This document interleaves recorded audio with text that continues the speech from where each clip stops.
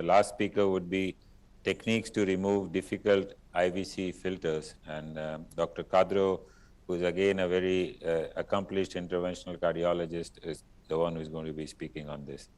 So Dr. Kadro is working presently in Dubai, and he has been a regular faculty in our Asia-Pacific Vascular Interventional course. So Dr. Kadro, over to you.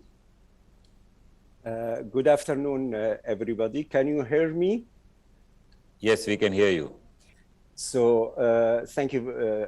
Let me at the beginning thank the organizing committee for APVIC 13 for the nice invitation.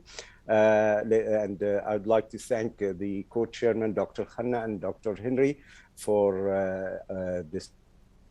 It has been now my, I think, fifth, can remember, consecutive years participating in this magnificent conference. I'd like also to be introduced as the director of the Golden Center for the Academic Cardiovascular Teaching and Research that I implanted in Damascus and concentrated on vascular intervention in this center. So I have no disclosure concerning this presentation. There are too many filters for the IVC and the different shape and uses. Some of them are permanent and some of them need to be retrieved.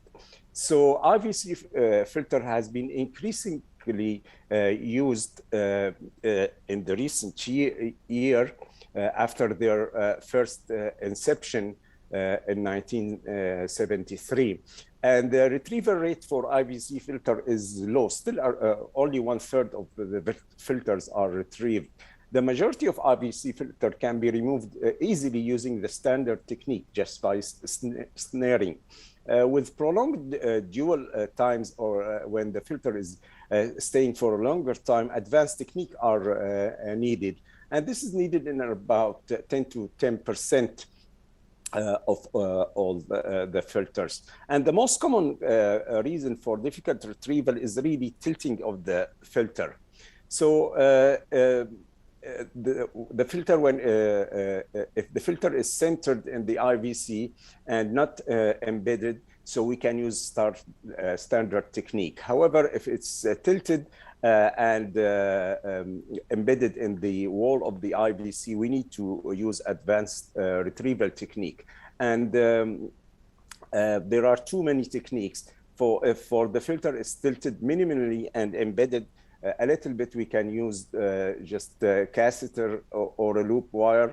Or if densely embedded, we need to use the balloon-assisted retriever. Or if extensively embedded, we may need to use laser or other forceps tools to retrieve those filters.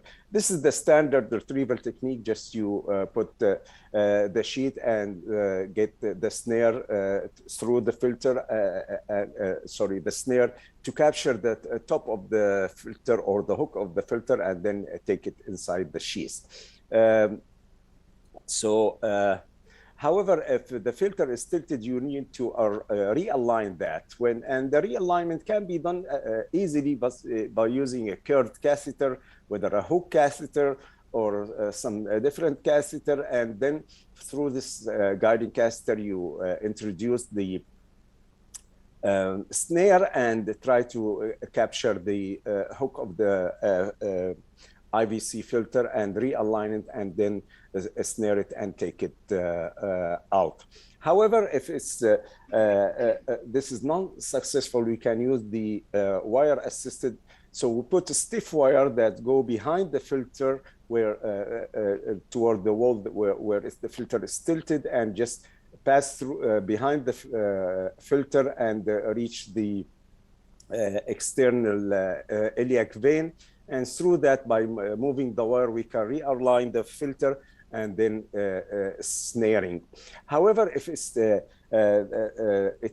too difficult in some cases, so we need to use two axes, one from the above from the jugular and the other from the femoral vein. So we put the wire behind the filter And after we put the wire behind the filter, extend the wire to the external iliac and snare it from the femoral axis. So with that, by pulling on the wire from the femoral axis, we can release the hook of the filter and get the filter realigned to the middle section of the inferior vena cava, and then capture it.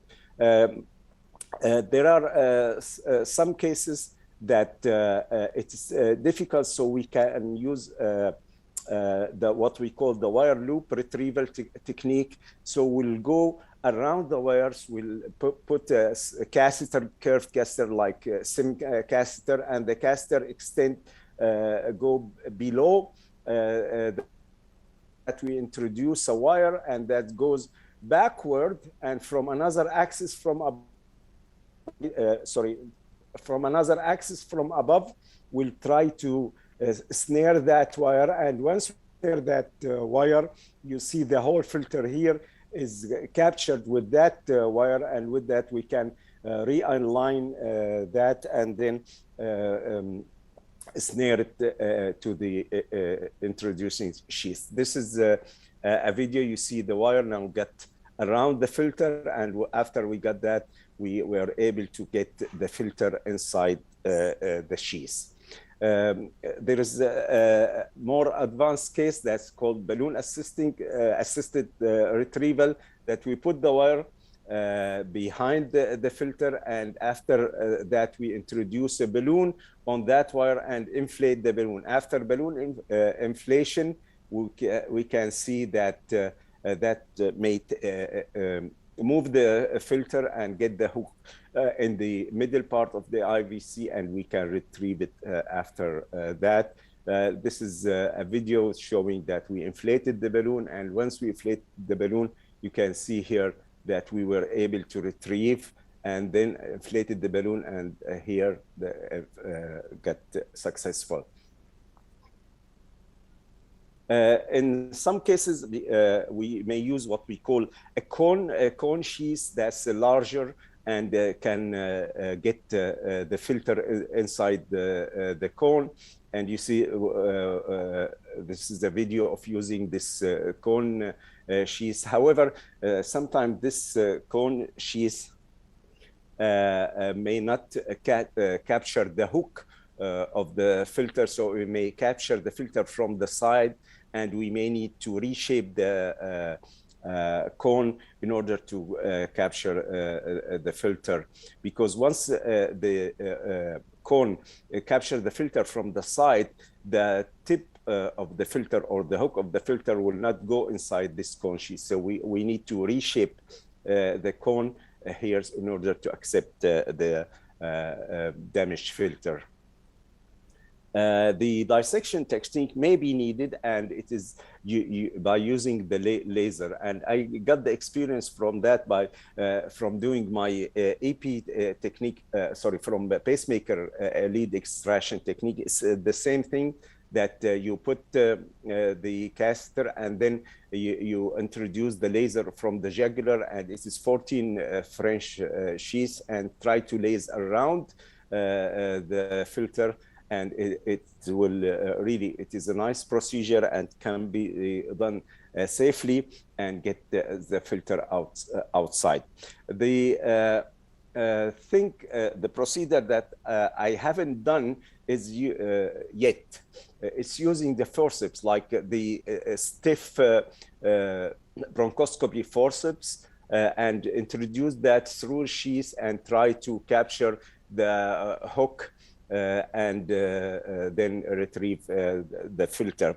It has some really some complication rate. You may injure the inferior vena cava or perforate, or you may capture just part of the filter, and then part of the filter may embolize. This is a picture that the filter was retrieved, or here some part of the filter were captured. Just we need to remember that the venous system is a little bit forgiving compared to the arterial system. So the rate of perforation or significant damage is not that high when we compare that to the arterial system. So complication of a retrieval, it may include IVC injury, RVC stenosis or pseudoaneurysm, or filter fragmentation, which may cause embolization of the component of the filter.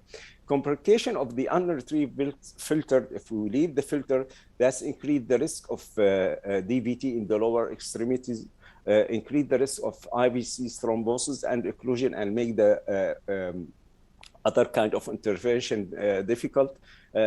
Penetration of the filter legs beyond the IVC and may cause visceral injury. I remember a case that a young lady got a filter, and then she got pregnant, and after the uterus got enlarged, part of the filter entered in the uterus. Filter migration also is reported when we are using the undersized filter. So in conclusion, patient with retrievable IVC filter should be followed closely and arranged for prompt retrieval as soon as possible. In complex cases, the risk of using advanced retrieval technique should be weighed against the risk of leaving the filter permanently indwelling and increase the risk of thrombosis in the lower extremities. So I'd like to thank you very much. If you have any question, I'll be ready to answer, or you can email me for any question. Thank you. There have been a lot of questions to Dr. Ra and yourself. I think we are running late of time. The questions are there in the chat box. We would sort of encourage you to answer them. And we'll now move on to the next session. Thank you very much, Dr. Ra, once again, Dr. Kadro, Dr. Michel, Dr. Vinay Krishnan, and Dr. Hiramat.